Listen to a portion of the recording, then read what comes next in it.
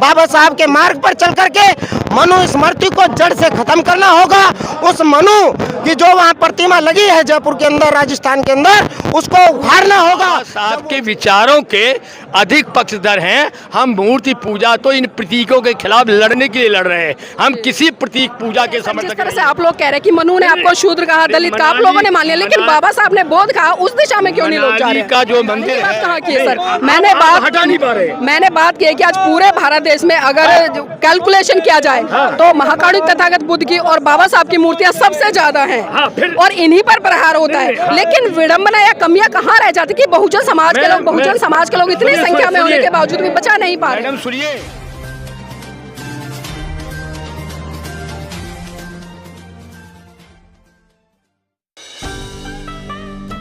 नमस्कार, आप देख रहे हैं एनबी न्यूज 24/7 नीलम बोध के साथ। और साथियों, आज हम पहुंचे दिल्ली के जंतर मंतर पर। जी हाँ, वही जंतर मंतर जहां पर हर पीढ़ी शोषित की आवाज़ बुलंद होती है और वो आवाज़ आम जनता के कानों तक पहुंचती है। और जब वो आवाज़ कानों तक पहुंचती है तो एक बहुत बड़ा आंदोलन खड़ा हो जाता है। जी हाँ साथियों, आज जिस तरह से आप देख रहे हैं कि यहाँ पर बहुजन समाज के लोग भारी संख्या में उमड़े और उसके पीछे एक बहुत बड़ा कारण है, क्योंकि पिछले दिनों जिस तरह से पुरानी संसद से बाबा साहब की मूर्ति हटा दी गई, उसी मूर्ति को लेकर लोग आंदोलन कर रहे हैं। उनकी डिमांड है कि जब तक बाबा साहब की मूर्ति पूर्ण रूप से वहीं पर स्थापित नहीं हो जाती तब तक ये आंदोलन जारी रहेगा। मेरे पास साथ में आप देख रहे हैं कि समता सैनिक दल के तमाम युवा नेता यहाँ पर जुटे हैं और भी लोग हैं, उनसे भी जुड़ने का प्रयास करेंगे और जानने का प्रयास करेंगे कि आज का ये आंदोलन इसको किस तरह से देखते हैं। सर, नाम क्या है?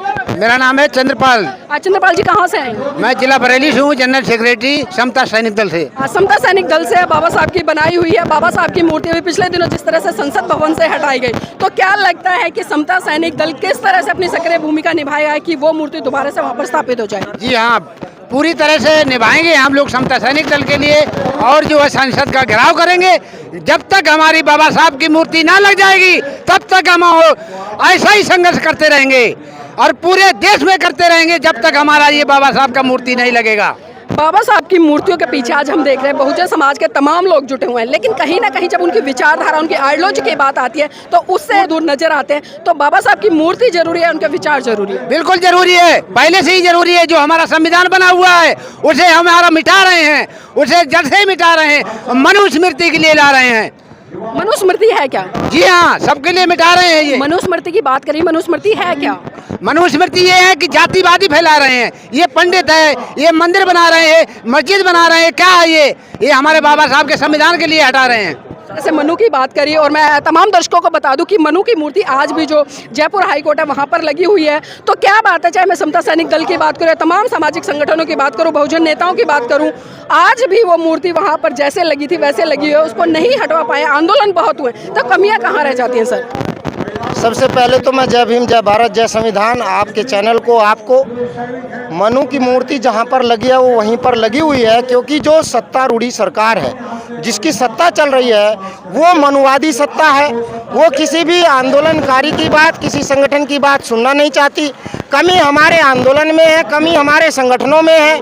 जब तक अम्बेडकरवादी विचारधारा को चलने वाले तमाम संगठन एक मंच से एक साथ होकर लड़ाई नहीं लड़ेंगे, तब तक ये मनुवादी इसी प्रकार से अम्बेडकरवादी विचारधारा पर, बुद्ध की विचारधारा पर वार करते रहेंगे और हम अलग अलग लड़ाई लड़ेंगे तो इस लड़ाई में हम कामयाब नहीं हो पाएंगे। इसलिए कमी हम में ही है।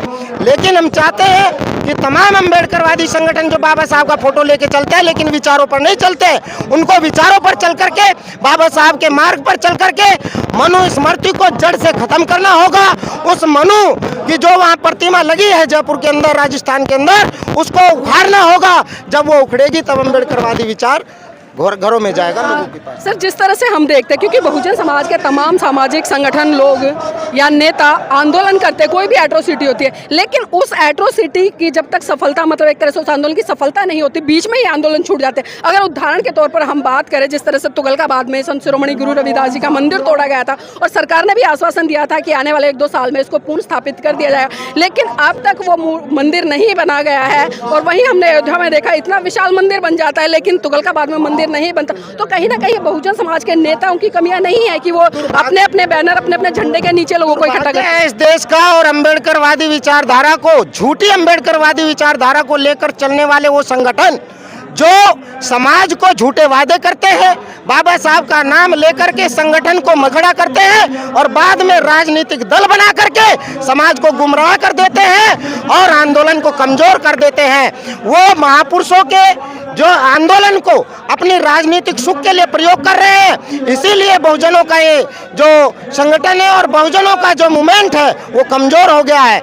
बहुजन समाज की बहुजन सत्ता जो 4-4 बार शासन और सत्ता में रही उसको नहीं है। बाबूजी अपना से मैं देखिए, आपका सवाल जो है मुख्य रूप से उस पर है, सिंबोलिज्म पर आप क्वेश्चन कर रही हैं कि जिस सिंबोलिज्म के हम खिलाफ हैं। बुद्ध जो है टोटल सिंबोलिज्म के खिलाफ फाइट किया, यहाँ तक कि बुद्ध ही सबसे पहले मूर्ति पूजा विरोधी थे। हालांकि बाद में जब विदेशी लोग आए उन्होंने मूर्ति की ही मूर्तियाँ बना दी, जबकि हम आज भी मूर्ति पूजा के विरोधी हैं। तो जिस सिंबोलिज्म पर आप प्रहार कर रही हैं और हम लोग लड़ रहे हैं, आप बार बार कह रही हैं कि वो सिंबोलिज्म तो आप हटा नहीं पा रहे हैं। मैडम मैं बता रहा हूँ कि मैंने हटाने की बात कहाँ की है सर, मैंने बात हटा नहीं पा रहे। मैंने बात की है कि आज पूरे भारत देश में अगर कैलकुलेशन किया जाए तो महाकारुण्य तथागत बुद्ध की और बाबा साहब की मूर्तियां सबसे ज्यादा हैं और इन्हीं पर प्रहार होता है। लेकिन विडंबना या कमियां कहाँ रह जाती कि बहुजन समाज के लोग इतनी संख्या में होने के बावजूद भी बचा नहीं पा रहे। मैडम सुनिए, इनका मनुस्मृति कहती है कि ब्रह्मा के मुख से जो है ब्राह्मण पैदा हुआ, क्षत्रियों के बाहुओं से पैदा हुए। लेकिन आप इंडिया में उठा के देख लीजिए, ब्रह्मा की एक मूर्ति जो है नहीं मिलेगी। एक केवल मूर्ति है, अरे मुझे नाम नहीं, आप पुष्पक में, इसके अलावा ब्रह्मा पूरे हिंदुस्तान में नहीं पूजा जाता है। तो लोगों ने एक्सेप्ट नहीं किया है, भले ये जबरदस्ती ब्रह्मा ब्रह्मा कहते रहे। दूसरी बात मैं कह रहा हूँ, जिस मनु की आपने बात कही कि वो वहाँ फलाने हाई कोर्ट में रखा है, आज तक मुझे बता दीजिए हाई कोर्ट में भले ही रखा है, मनु का कौन सा मंदिर ऐसा है और किस जगह बना हुआ है हिंदुस्तान में, मुझे बता दीजिए। एक भी मनु का मंदिर नहीं मिलेगा। ये केवल प्रतीक पूजा जबरदस्ती इमेजिनरी ढंग से जो है लोगों को कराना चाहते हैं। सर आपकी जानकारी के लिए बता दूं, मनाली में बहुत प्राचीन मंदिर बना हुआ है मनिका, जहाँ पर आज भी पूजा होती है। चलिए वो मनु जो है, अब उसका भी सवाल वही है सर, जिस तरह से आप लोग कह रहे हैं कि मनु ने आपको शूद्र कहा, दलित कहा, आप लोगों ने मान लिया, लेकिन बाबा साहब ने बौद्ध कहा, उस दिशा में क्यों नहीं लोग जा रहे हैं? का जो मंदिर है, मनाली के मंदिर का जो इतिहास खोजा गया है कार्बन डेटा के हिसाब से, वो गुप्त काल पीरियड का है, शुंग पीरियड का है।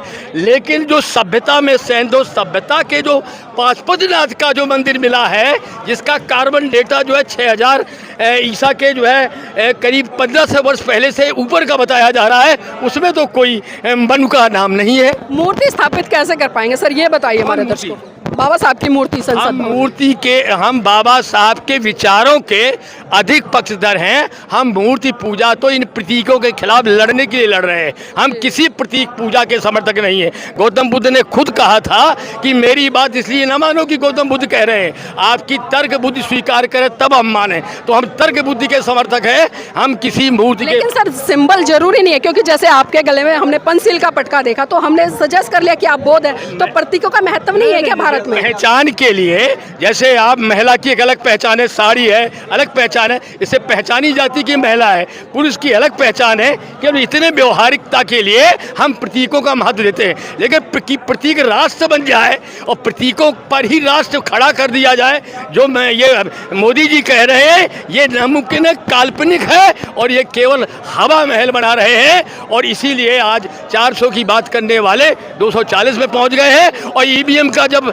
बक्सा खुलेगा ईमानदारी का, तो ये 3 डिजिट पर पहुंच ही नहीं पा रहे हैं, बिलो 100 है, ये आप नोट कर लीजिएगा। चलिए सर, बहुत बहुत धन्यवाद। आपका नाम क्या है? जी सर, जितेंद्र कुमार गौतम। जितेंद्र कुमार कहाँ से हैं? जी शाहजहाँपुर। अच्छा, आपने एक व्हाइट कलर की ड्रेस पहनी है, ये कौन सी ड्रेस है और किसकी ड्रेस है? ये बाबा साहब डॉक्टर BR अम्बेडकर जी के द्वारा बनाई हुई पहली सेना समता सैनिक दल जो 24 सितंबर 1924 में बनाई थी, जिसका बाबा साहब ने सबसे पहले अपने समाज के लिए सुरक्षा के लिए बनाई थी कि जब तक हमारा समाज सुरक्षित नहीं होगा तब तक हम कोई भी लड़ाई नहीं लड़ सकते हैं। तो ये समता सैनिक दल काम क्या कर रहा है? समता सैनिक दल का जो समता मैत्री भाईचारा का नारा है कि पूरे समाज में समता, भाईचारा, बंधुता और तथागत बुद्ध के विचारों को प्रचार प्रसार के लिए, अपने शिक्षा के लिए, अपने समाज बहुजन समाज के नव युवाओं को तैयार करे और आगे बढ़ाने के लिए जो भी है बाबा साहब ने ये तो जिस तरह से बाबा साहब की मूर्ति हटाई गई है, आप युवा हैं, किस तरह से देखते हैं इसको?